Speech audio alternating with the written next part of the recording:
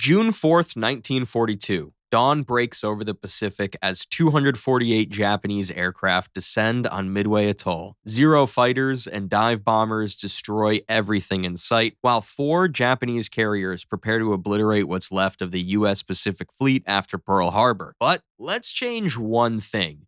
Roaring off Midway's coral runway is something no one understands. A Lockheed Martin F-35 Lightning II dropped into a battle it was never meant for. So what happens when the most advanced fighter jet on Earth is unleashed during one of history's most decisive naval battles? Can it single-handedly turn the tide of the Pacific War? Or is it just one jet against 248 Japanese planes? Let's start by looking at what we just sent back to the 40s. The F-35 looks like the angriest triangle possible, wrapped it in radar-absorbing material that costs more than most people's houses. At 51 feet long, it's a flying contradiction. Massive, yet invisible. It's got an AN and APG-81 AESA radar that can spot a seagull from 80 miles away. We're talking about sensors that see in every direction simultaneously and 6 infrared cameras that give the pilot full 360 vision through his helmet display. He can literally look through the floor or lock missiles onto targets behind him. The star of the show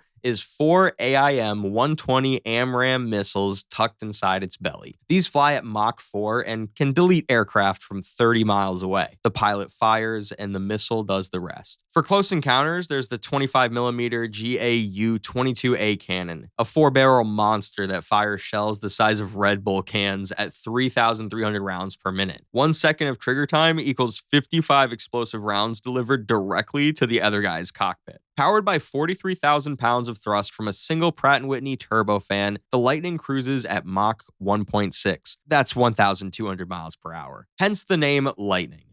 The fastest Zero fighter reaches a measly 331 miles per hour. The F-35 can also climb to 50,000 feet. 1942 pilots would need pressure suits just to chase it to 33,000 feet. And that's on a perfect day with a tailwind and a prayer. But even then, Admiral Nagumo's strike force isn't going down easy. Before we see why, huge thanks to today's sponsor, War Thunder. War Thunder is the most comprehensive vehicle combat game ever made, completely free to play on PC, PlayStation, Xbox, and mobile. You can command over 2,500 tanks, planes, helicopters, and ships from 10 major nations, from biplanes and armored cars of the 1920s to modern fighter jets and main battle tanks. And every vehicle is modeled with accurate engines, ammo, and crew. The detail here is kinda insane. And it's not just because it looks amazing, which it does, but it's also so that when something gets hit, the game actually shows you what happened inside. The X-ray view shows exactly where the shell punched through and what blew up. It's equal parts brutal and satisfying. You can pick your playstyle, arcade for chaos, realistic for balance, or simulator if you hate yourself. You can also deck your machines out with authentic camouflages and decorations. It runs smoothly on the Degore engine too, so it looks incredible even on lower end PCs. And the best part is, you can play War Thunder now for free using my links in the pinned comment or video description. New players and returning players who haven't played in 6 months on PC or consoles will get a massive bonus pack that includes multiple premium vehicles, the exclusive Decorator, Eagle of Valor, 100,000 Silver Lions, and 7 days of premium account time. But it's available for a limited time only.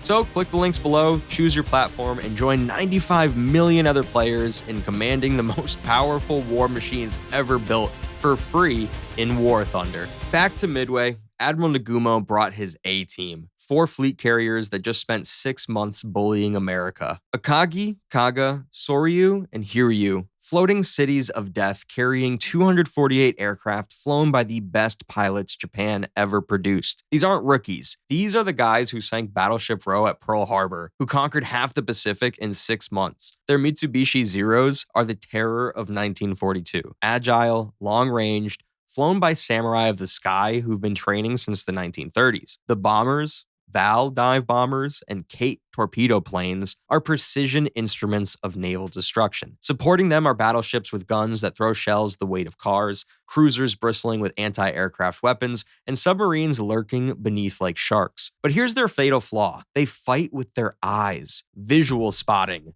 There's no radar worth mentioning, and radio communication is primitive. Their longest range weapon is a torpedo that travels 40 miles per hour. 0430 hours. The first wave launches from Japanese carriers. 108 aircraft in perfect formation. Zeros weaving protective patterns around bomb-laden cates and bows. At 75 miles, the F-35's radar plots every single aircraft on radar. The pilot sees their altitude, speed, and heading. The computer suggests optimal firing solutions while the pilot watches. The first AMRAAM drops from the internal bay and bolts from 0 to Mach 4 in seconds. The missile's brain locks onto a Kate torpedo bomber, and its fate is sealed. 20 miles out, the Japanese formation flies on, oblivious. At 15 miles, still nothing. At 5 miles, there's a glint of metal in the sunrise right before impact. 1 second it's there, the next it's raining into the ocean. 3 more AMRAAMs streak out in rapid succession, and 3 more aircraft cease to exist. There's no warning,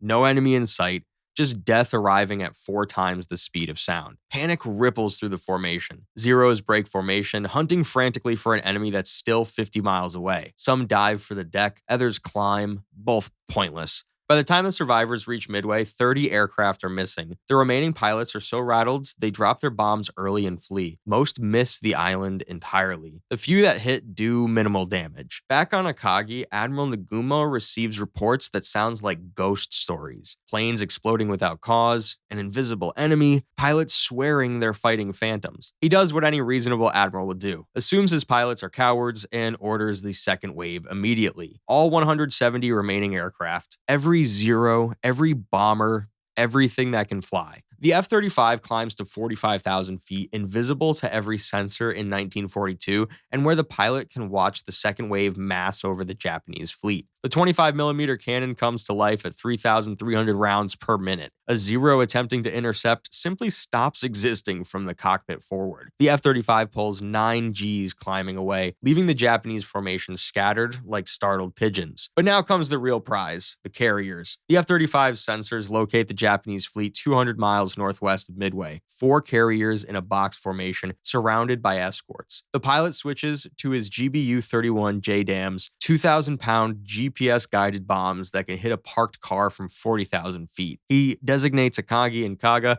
the 2 largest carriers, and picks the impact points, dead center of their flight decks right above the aviation fuel storage. The bombs drop, 3 minutes to impact, and the F-35 is already heading for carriers 3 and 4. On Akagi's bridge, lookouts spot 2 black dots falling from an empty sky. Between the time they're spotted and the time they make contact, troops don't even have time to aim their guns skywards. The explosion doesn't just damage Akagi, it breaks her spine. The 2,000-pound warhead punches through the flight deck, through the hangar deck, and detonates in the fuel bunkers. The carrier becomes a volcano of flame and shrapnel, while secondary explosions from armed aircraft cook off in the blaze.